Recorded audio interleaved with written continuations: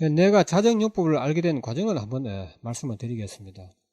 내가 자정요법을 만나던 시기에 신기한 꿈을 꾸었다. 11월경이다. 너무도 생생한 꿈이어서 잊을 수가 없다.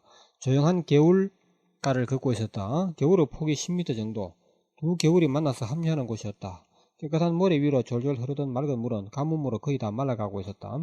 어린 물고기들이 헤엄을 치지 못하고 은빛배를 드러내고 바닥거리고 있었다. 개천 전체에서 수많은 물고기들이 죽음 직전이 되었다. 말라가는 개천 바닥에서 바닥거리며 죽어가는 모습이 너무 애처로워서 나는 근처 농가로 달려가서 수도꼭지에 호수를 연결하여 말라가는 개천 바닥에 마구 물을 뿌렸다. 그랬더니 개천은 물이 불어나기 시작하여 개천을 따라서 긴 물줄기가 형성되었고 그 물줄기는 저쪽 큰 강으로 연결되고 말았다. 바닥거리던 물고기들은 모두 큰 강으로 유유히 헤엄쳐갔다. 내가 참 좋은 일을 했다고 꿈속에서 생각하면서 무척 기분이 좋았는데 잠에서 또 깨어버렸다. 아, 꿈이구나. 참 신기하다. 기분 좋은 꿈이구나. 꿈에서 보았던 그 큰 강은 요즘 오염된 강이 아니었고 원시농경시대 자연의 강 그대로였다. 그날 사무실에 출근하여 꿈 이야기를 동료들에게 들려주었다. 그로부터 며칠 후 자정요법의 위력을 체험하면서 온 세상에 알려야겠다는 생각을 품게 되었다. 가끔 그 꿈을 되살리면서 그 꿈의 의미가 바로 이것인지도 몰라 라고 생각하곤 했다. 수도꼭지와 호수 하나로 말아가는 개체는 물고기들을 모두 살렸듯이 간단한 자정요법 하나로 병고에 시달리는 많은 사람들을 구원하고 온 세상 사람들을 무병장수하게 할 수 있다면 정말 참 좋겠습니다. 저는 아직도 그 꿈을 생생하게 기억합니다. 처음에는 단순히 기분 좋은 꿈이라고만 생각했을 뿐입니다. 자정요법의 책을 쓰기 시작한 것은 훨씬 뒤의 일입니다. 여러분이 듣기에 좀 딱딱하고 재미가 없더라도 제가 일단 군소리를 줄이기 위해서 말이죠. 이미 글로 준비한 것을 읽어드리도록 하겠습니다. 유감이지만 나 자신은 물론 나를 아는 모든 사람들이 나를 병자로 취급했다. 내가 들판에서 농사짓고 산에서 도끼로 장작을 패고 그 시절에는 어린이들 지게 부대가 있었습니다. 시골에서 초등학교 한 5, 6학년부터 중학생들이 지게 지고 겨울철에 산에 남하러 다니는 그런 시대였죠.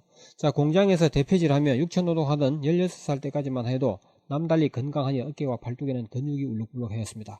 같은 또래의 학생들에 비해 체격도 단단하여 여름에 저고리를 벗으면 혹시 운동선수가 아닌 갈 정도로 힘이 세어 보여서 우쭐했던 추억을 잊을 수 없습니다.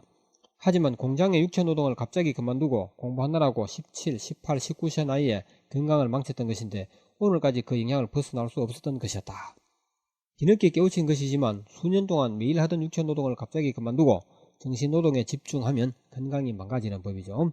상세한 이론을 설명하면 너무 길어질 것이고요.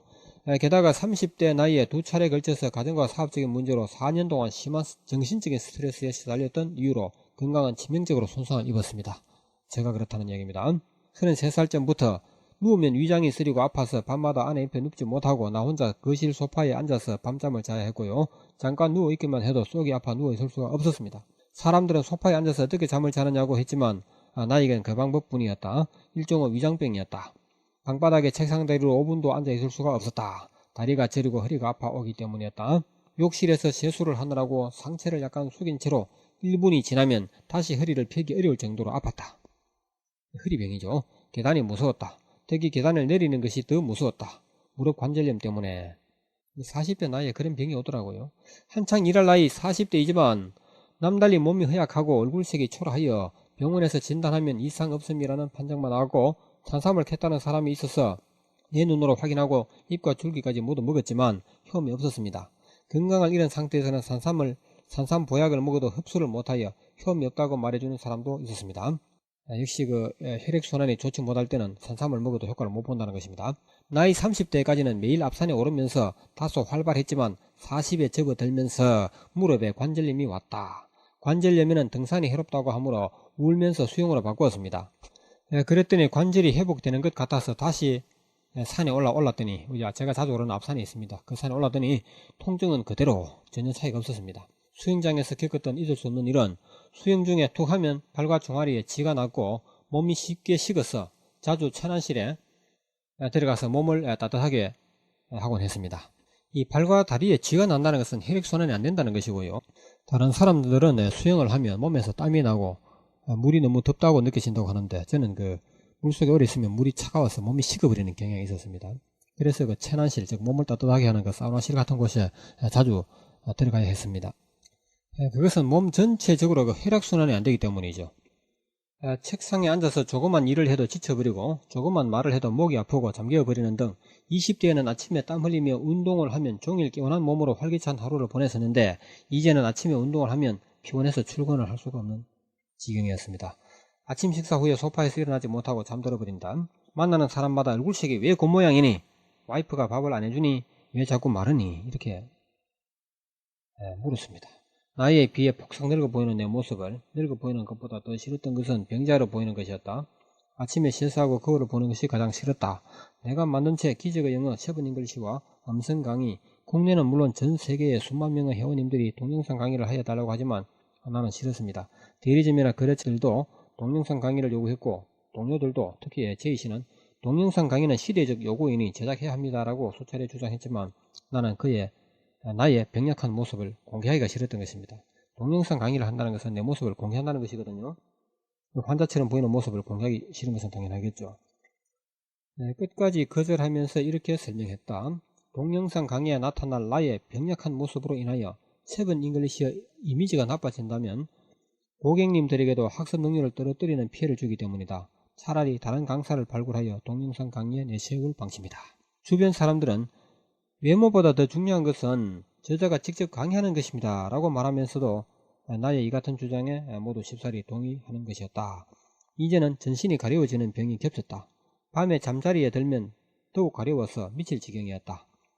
밤마다 잠을 이룰 수가 없었다. 황토방 속 굽는 곳에서 피부병에 좋다는 시커먼 목초액을 구입하여 온몸에 바르기를 날마다 수차례 하였지만 허사였다. 지금도 그 생각을 떠올리면 몸이 떨린다. 허약한 체질을 돋구려고 인삼이라도 먹는 날이면 더욱 가려움이 발작하였다. 아토피성 피부병이라는 결론을 내렸고 공해에 찌든 도시를 떠나는 길뿐이라고 생각했다. 나는 도시 체질이 아니야 라고 하면서 체질 탓으로도 돌렸다. 원래 어떤 병을 해결 못하면 체질 탓으로 돌리기 쉽습니다. 상처가 잘 낫지 않는 사람은 피부가 성질이 나빠서 그렇다고도 하잖아요. 그것이 체질 탓이 아니고 몸속에 모세혈관을 막고 있는 어혈 때문에 그렇다는 것을 알아야 합니다. 벌려놓은 모든 사업을 포기하고 산속에 숨어서 조용히 쉬고 싶은 마음뿐이었다. 서둘러야 해. 이 도시 이 생활을 어서 떠나야 해. 더 이상 늦기 전에 떠나야 해. 지금이 기회야. 기회를 놓치면 안 돼. 내 몸이 쓰러진 후에는 돈도 명예도 다 소용이 없는 거야. 건강이 최고야.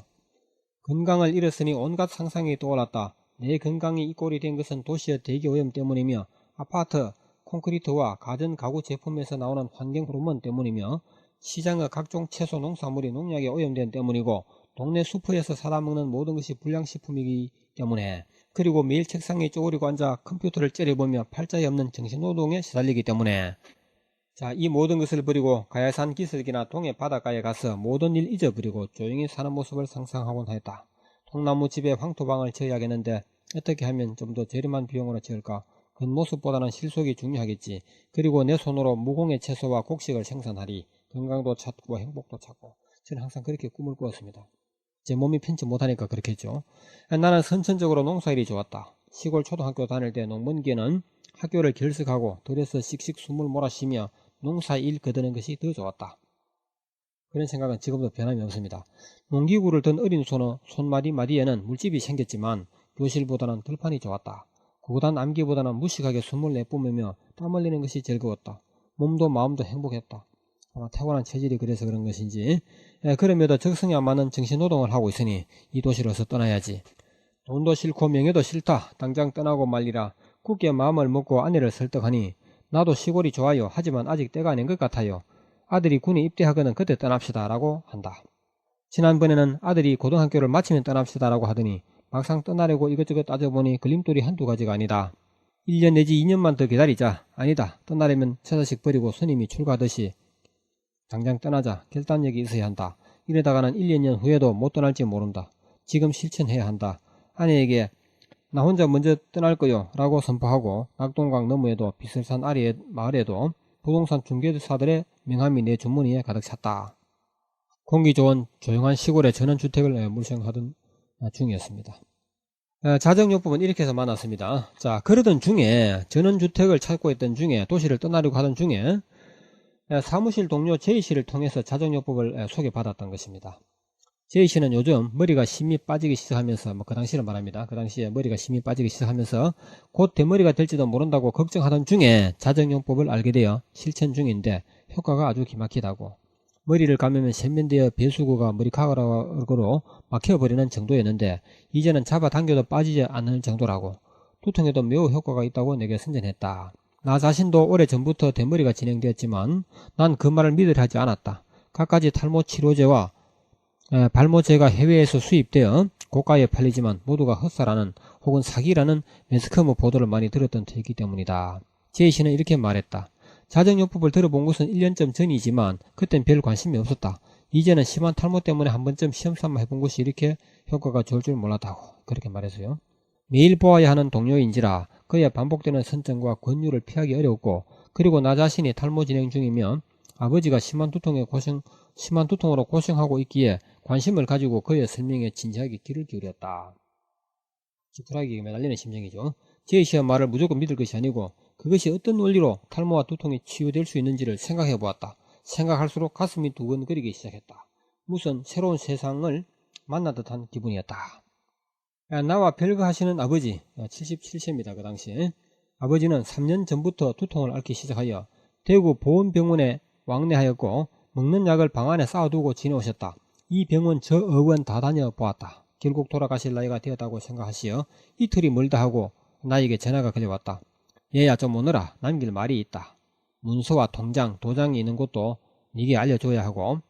난 정말 어찌할 바를 몰랐다. 팔순에 가까운 나이라 의사들도 고칠 수 없는 악성, 만성 두통인 것을.